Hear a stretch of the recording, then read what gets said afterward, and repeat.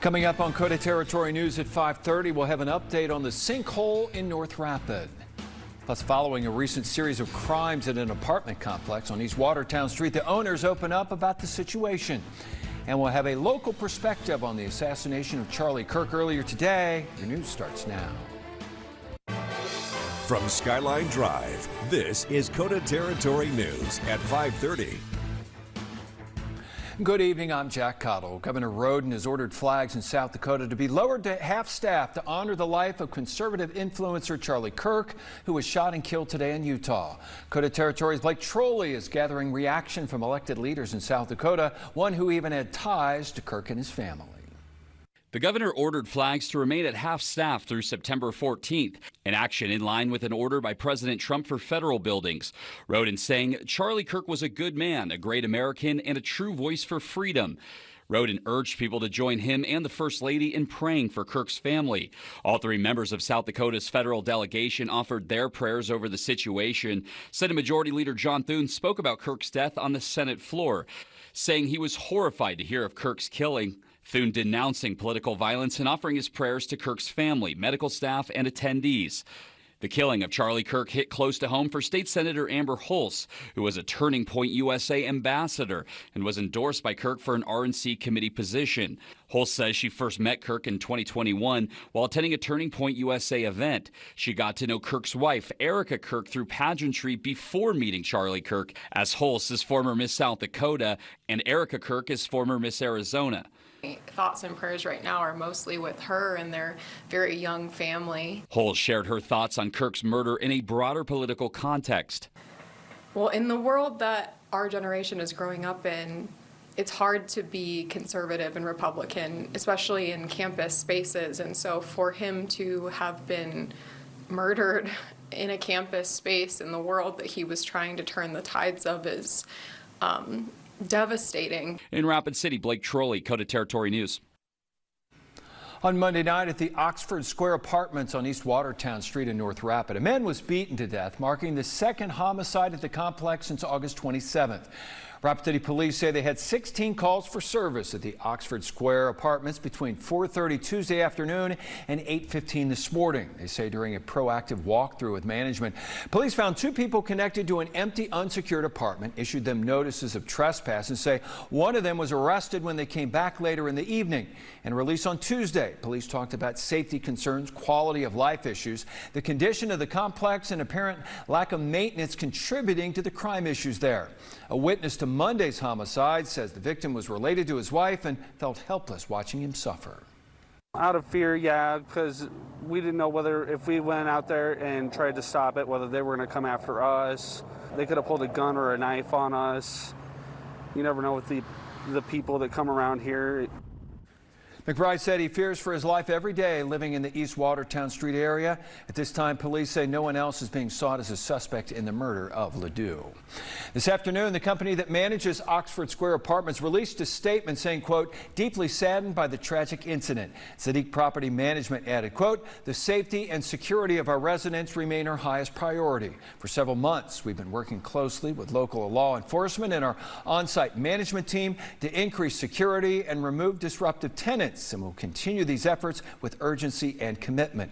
Sadiq also said in the statement made by police implying that the company is to blame are both callous and inaccurate. Cheaper, safer, and more humane. That's what supporters are calling the new prison plan here in South Dakota, and a major endorsement earlier today. The Attorney General and 3 law enforcement associations are urging legislators to move forward with the $650 million proposal ahead of this month's special session. They say the current facility in Sioux Falls is dangerous for both guards and inmates. The group also says this current situation forces local jails to house inmates who should be at the state pen, and they say counties are having to pay for it. What's another warm day across KOTA territory? When will we feel more like fall? Chief Meteorologist Davis Stradling is here to let us know. Yeah, another hot one out there today. Yeah, tomorrow's going to be hotter too, so we have one more day of this heat on tap, but then by the time we get to the weekend, we should be enjoying some cooler temperatures. We do have a lot of sunshine over Rapid City right now. This is the view from our Golden West weather camera at Granite Automotive. However, if we look at temperatures, it is still feeling hot. 92 out at the airport, 90 in Hot Springs and Pine Ridge.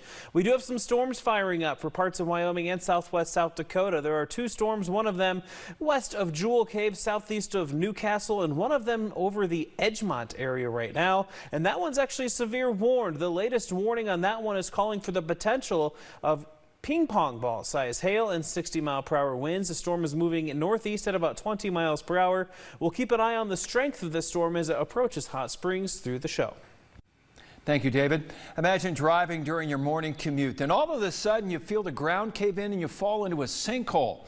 In Rapid City 2 months ago, a sinkhole emerged on North Maple Avenue. Fortunately, no one was hurt. Today, city crews are seen working in the impacted area. The sinkhole is located between Texas Roadhouse and Dahl's Chainsaw Art Galleries.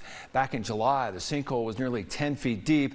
In addition, the city said at the time the sinkhole was caused by heavy rain and that an old metal pipe underneath the road had reached the end of its usable life. According to the city, the eastbound lane of North Maple Avenue was closed off last week, with the westbound lane remaining open. The eastbound lane is shut down from North Maple Street to East Disk Drive.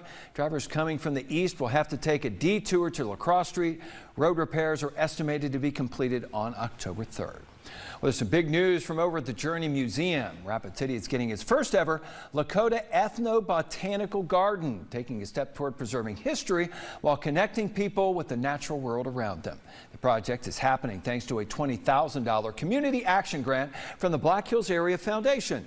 Dakota Landscapes will be a garden and field guide to show the rich plant knowledge of the Lakota people. The project is built around Oglala Sioux Tribe member Richard T. Sherman's lifelong ethnobotanical work and includes educational programs for all ages. Journey Museum Executive Director Connor McMahon said the grant will help create a welcoming space where everyone can learn about and celebrate the Black Hills indigenous roots. We'll again work with Richard Sherman as well as other Lakota elders and community members and Rapid City Parks and Recreation Department to create that garden that will be a resource for the whole community here on the grounds of the Journey Museum. There it is. There's no dedicated exact location for the garden, but McMahon says it will be in a highly accessible part of the museum to allow guests to enjoy it anytime, even when the museum is closed. Well, today marks a special day of giving back as First Interstate Bank wraps up its 8th annual Volunteer Day. Rosetta Jones spoke to one of the 3,500 volunteers and has the story. All First Interstate Bank branches across 14 states closed Wednesday afternoon to allow the bank's 3,500 employees to roll up their sleeves and help local communities through more than 440 service projects. It is our commitment to community that really makes working at First Interstate Bank one of the greatest things. The company-wide Volunteer Day started in 2018 during the bank's 50th anniversary and has grown into a key part of their community efforts. From assembling hygiene kits to shopping for holiday gift totes for families in need, here in Rapid City, employees got busy supporting over 10 different nonprofits. They put in applications to certain things that they had a need for a multitude of people.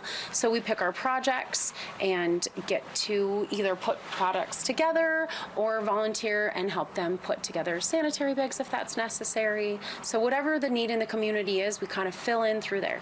Employees got to help build their town while also building connections. It is great that we build such a great line of teamwork and camaraderie within our specific branches and then also within the whole city. Reporting in Rapid City, Zeta Jones, KOTA Territory News. Up and down the temperatures go, and today was a hot one. We'll let you know what's next in your accurate First Alert forecast coming up later. But first, we continue our series highlighting the President of the United States, and this week's subject is John Adams. That's coming up in 2 minutes. Leading up to America's 250th birthday next July, we're focusing on things you might not know about our presidents. Tonight, KOTA Territory's Phil Aldridge features one of the founding fathers and signers of the Declaration of Independence. Jack, John Adams not only signed the Declaration of Independence, he was a member of the 5-man committee in charge of drafting the document.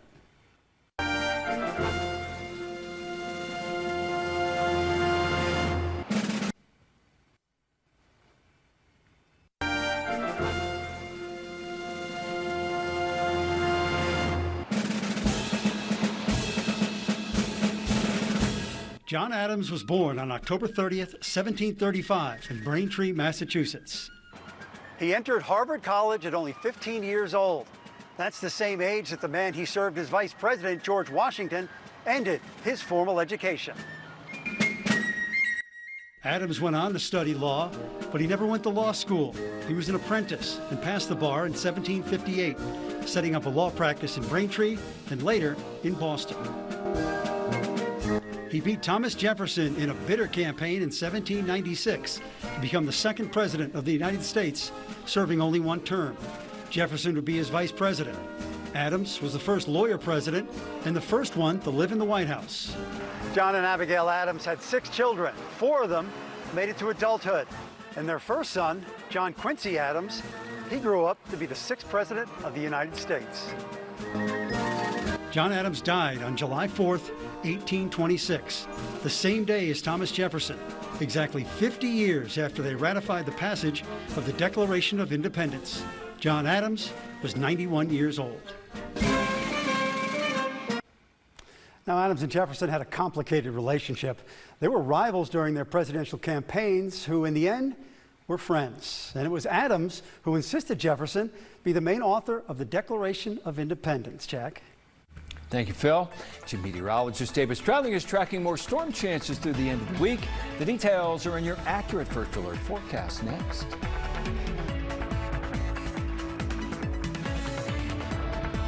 Now, the First Alert forecast with Chief Meteorologist David Stradling. It's been a sunny, beautiful day across KOTA territory, but we are watching a storm that has formed into Wyoming and now moving through Fall River County. This is what it looks like from our tower camera, looking mostly south-southwest towards the Edgemont and Hot Springs area. This is the storm that we see on our tower camera right now as it continues to move to the northeast. We'll focus on these storms. This one was a little bit stronger earlier as it was moving through portions of Weston County, but it has since weakened as it's getting closer towards the Jewel Cave area. But the Edgemont area, Hot Springs, you'll want to keep an eye out on this storm. It is severe warned right now, and the current warning is calling for 60-mile-per-hour wind gusts and ping pong ball size hail. It goes until 6:15 p.m. So this will continue to track northeastward towards the Hot Springs area. We'll have to see if it maintains strength, if it weakens, or if it gets stronger. And we'll be able to keep you updated on that through the show here and over on Fox from 6 to 6:30 p.m. Isolated showers in northeast Wyoming, a couple of storms south of Buffalo. These will continue to move through northeast Wyoming into the evening hours. Temperatures are in the 80s and 90s for many spots right now. Likely a little bit cooler where those clouds and rain-cooled air is right now from those thunderstorms. 88 towards Newcastle, 89 for those in Sheridan. Downtown Rapid City, 88 degrees currently, 89 in Piedmont and Sturgis, 90 towards Beulah, so we're still pretty warm in many parts of KOTA territory. It'll stay warm tonight, only falling down to 64 degrees, so the cool, crisp mornings may have to take a pause until we get towards the weekend. Tomorrow will be the hottest day of the forecast, 91 degrees. A slight breeze mainly on the South Dakota plains, and we'll also be tracking the threat for a few more strong to severe thunderstorms into tomorrow afternoon. Now, much of KOTA territory is under a marginal risk for the hail and wind threat for those storms tomorrow. Now, let's take a look at those. Overnight tonight, there may be a stray shower or two, but chances are low. Late morning into the middle of the day, we'll notice a few of those showers and thunderstorms developing, moving through KOTA territory, and we'll keep an eye out on those as we go towards later in the afternoon and evening hours for Thursday. Now, into Friday, we will notice more thunderstorms developing closer towards dinner time. Could have a couple of strong storms as we make our way into Friday afternoon and evening, but temperatures cool off and storm chances increase into Saturday, where we have a high of 74. Scattered storms expected off and on throughout the day. A few storms may hang on into Sunday, where temperatures stay in the mid-70s, but will warm up into the 80s again into early next week. Tonight, though, our temperatures fall down into the 60s for many spots. There will be a few 50s, a bit breezy at times. Tomorrow, a slight breeze on the South Dakota plains. It will be the hottest day for many of us, with 80s and 90s on tap. A few storms late afternoon and evening. Now, as we make our way into the 3-day outlook for northeast Wyoming, temperatures will be cooling off over the next 3 days, falling into the 60s and 70s by Saturday for much of northeast Wyoming. The Black Hills will be in the 60s and 70s as well. Hot Springs being one of the warmer spots with 91 on Thursday and just shy of 80 by Saturday. Storms likely on Saturday for much of KOTA territory, including the South Dakota plains, where temperatures fall into the 70s for many locations. Pine Ridge will stay steady near 80 degrees. We'll be in the 70s this weekend into early next week, 82 by Tuesday, but we'll will likely cool off going into later next week, 75 by next Wednesday, and likely seeing those 70s continue towards the end of next week. At least one more day in the 90s here. Yeah, for those summer lovers, tomorrow's going to be your day to enjoy a little bit more warmth, and then those who want that fall weather may enjoy the rest of that forecast. Everybody's happy. Yes. All right. Thank you, David. Well, coming up, you're in luck this evening as we have a big old fish headed your way. Plus, our athlete of the week is a key player and leader for the Douglas volleyball team. Vic Quick has all the details next to KOTA Sports. And now, KOTA Territory Sports, sponsored by your local Ford stores. Good evening, everybody. The Spearfish and Rapid City Christian volleyball teams played an exciting match last night with the Spartans winning 3-2. With the victory, Spearfish improves to 8-4 on the season, while the Comets still check in with a strong 10-4 mark. The Spartans return to the court this weekend when they play at Aberdeen Central and Pier.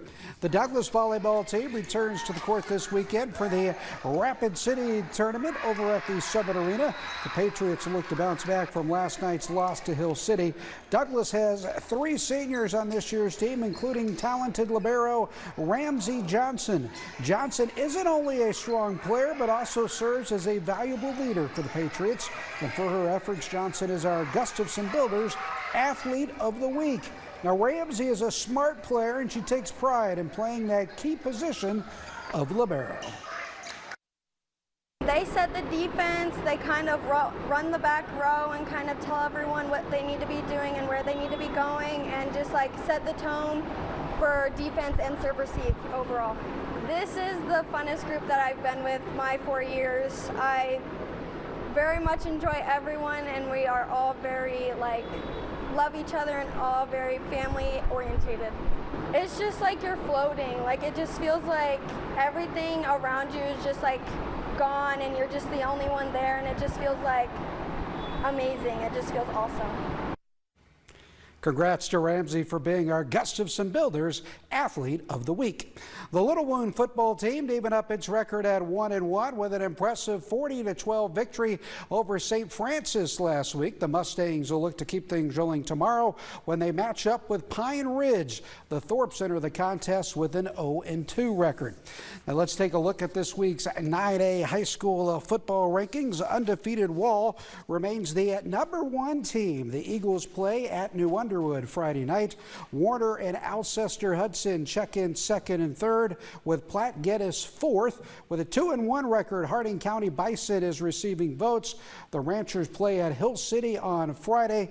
The Rangers are ranked 4th in 9AA. Let's jump on in for another edition of Big Ol' Fish. And this evening, Hadley Hillard is our featured angler. Young Hadley reeled in this 8-inch largemouth bass out of a stock dam near St. Ange. And it was her first time fishing. Congratulations, Hadley, and best of luck in the rest of your fishing endeavors. You too can be featured on Big Ol' Fish. Just send us your picture by using the Submit Photos link at KOTATV.com. Make sure and give us the name of the person who caught the fish, what kind of fish it is, how big it is, and where it was caught. Get those pictures in. We'll get you on Big Ol' Fish. Major League Baseball this afternoon. Twins lost to the Angels 4-3. Rockies taking on the Dodgers tonight. That's a look at sports. We'll be right back. Koalas in Australia will soon be vaccinated against chlamydia in a first-of-its-kind project. Researchers from the University of the Sunshine Coast spent more than 10 years developing a vaccine to protect the fluffy gray marsupials from chlamydia. Effects from the disease include urinary tract infections, infertility, blindness, and death. Now, chlamydia is responsible for half of koala deaths in Australia's wild populations.